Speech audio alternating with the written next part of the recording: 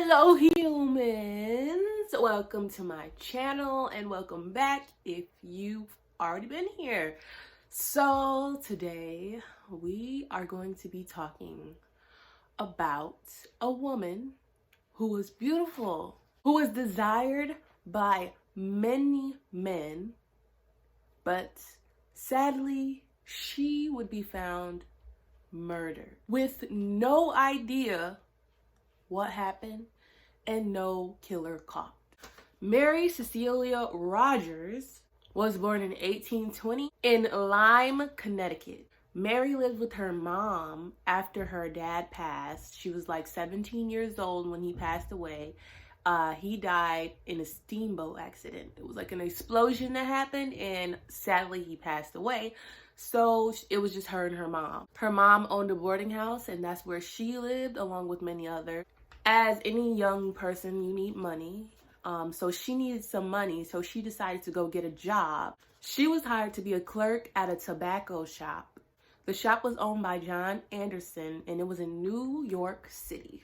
So because Mary was so beautiful, the boss paid her a very generous amount of money because she was bringing in lots of male customers, because they just wanted to come and see her, basically. And I guess, you know, when you go in there to the store, you might as well buy some tobacco, you know, ruin your lungs while you look at a pretty girl. She was so pretty that it's even said that this one guy, he just went to the tobacco store for her, and he didn't even talk to her.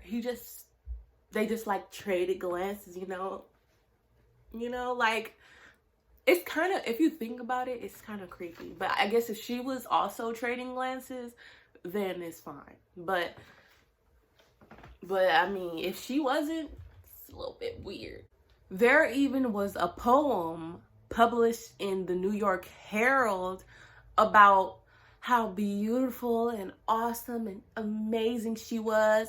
And they talked about her heaven-like smile and her star-like eyes, and just gushing over her like she was that girl.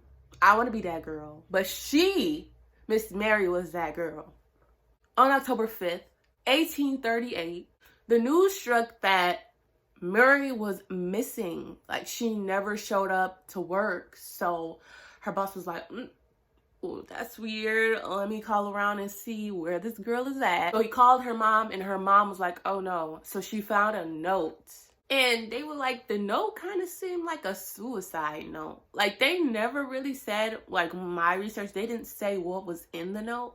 But her mom was like, this sounds a little bit suicidal. Like, I hope she's okay. But Mary was actually okay. She was fine. She showed right back up. She just went to stay with a friend, but she never told, like, anybody where she was going. Like, she stayed with her friend for, like, a little bit. And she had all these people worried. I'm like, girl, tell somebody where you're going. Don't just up and disappear like that. It's too much in the world. And not in 1838, girl, what the heck? But a lot of people think that that whole incident was a hoax to bring more attention to, like, John's store. Like, come on, bro, don't play like that, because all these people was finna lose their mind thinking that Mary was missing. So a lot of people were mad at John. They're like, you did this. You came up with this.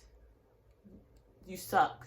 Later on, Mary got engaged to a guy named Daniel. And on July 25th, 1841, Mary told her fiance that she was going to go visit some of her family for a while. Just for a couple of days. She was going to go visit some aunts, uncles, you know, cousins, all of them. She was going, you know, like, go hang out with her fam.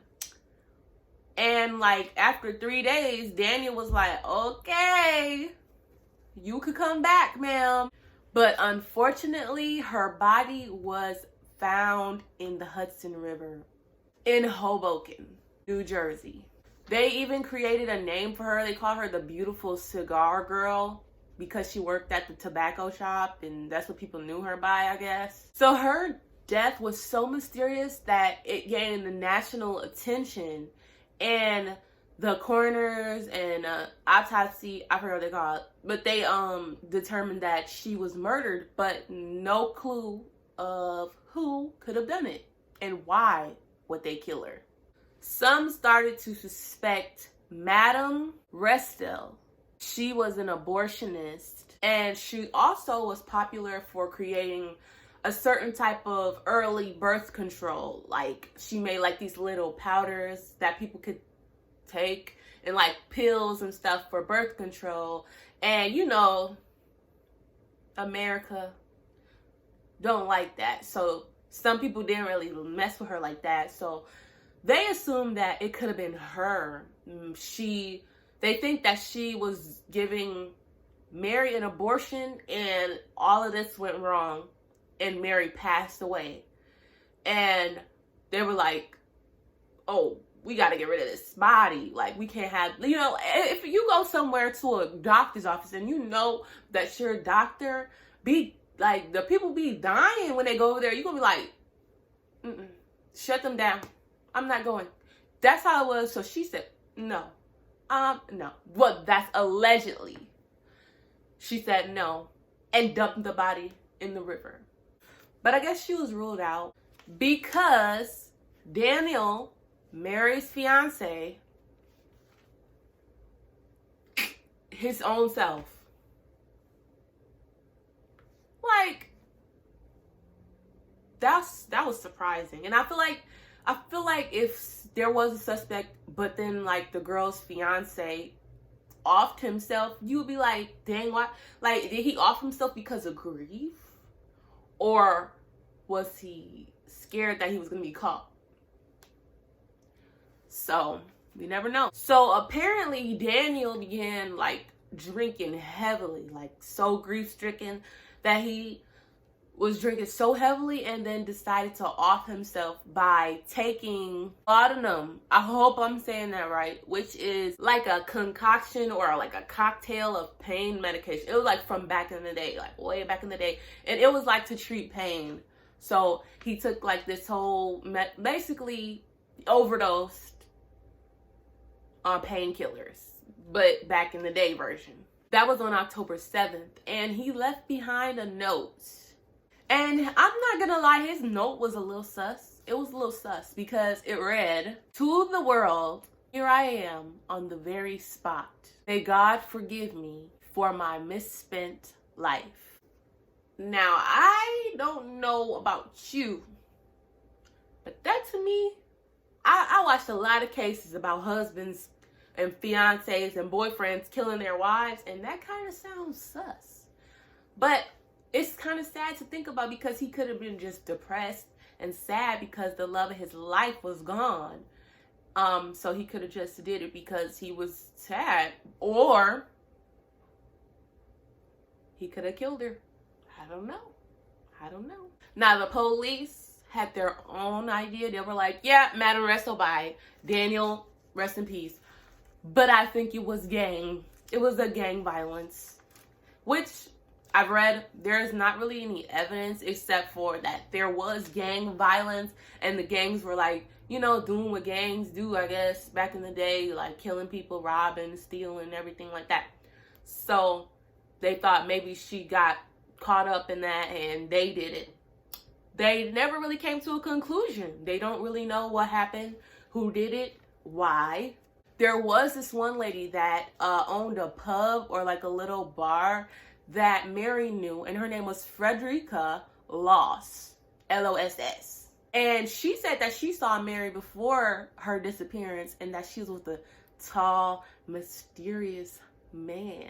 And on her deathbed, Frederica's, she said that the whole abortion thing by Madame Restel was what happened. But there was no evidence that Mary was even pregnant at all. No evidence at all.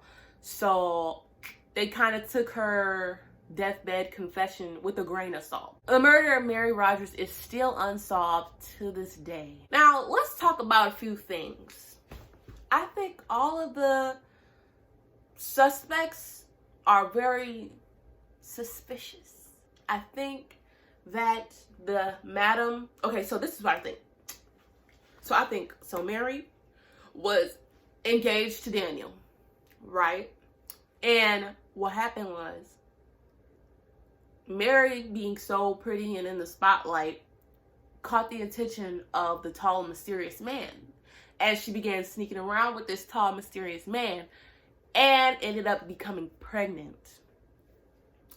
And she didn't want Daniel to know. So she went to Madame Restel to get an abortion. And when she got her abortion, it was a failed attempt and she died on the table.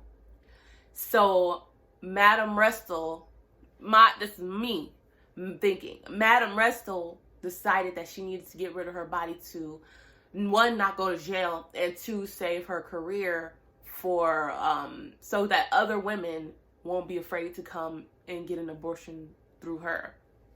So I think that it was Madame Restel and the tall man, and had something, like, that's the reason, because the tall man, she got pregnant by the tall man. And I feel like Daniel was in the dark. That's what it seems like. But his little letter was weird. I'm not gonna lie, it was a bit weird. But because the tall man was in there, like, why was she at a bar with another man when she was being, like, you know, stuff like that was looked down upon a lot back in the day. So I don't think she would, being so famous in her town, she wouldn't just be hanging out with any man when people know about to be married to Daniel. So that is my theory. But yeah, so it's very sad because she was doing good, I guess, and her life came to an unexpected end. So that's the story for today. The murder of Mary Rogers, the unsolved murder of Mary Rogers. I just want to thank you for watching my video today. I ask that you leave a like, that you subscribe if you are not already, and just share with your friends, share it on Facebook, you know, whatever. But yeah, follow me on my socials. It's in the description below. I just want to say thank you again and have a great day. Bye.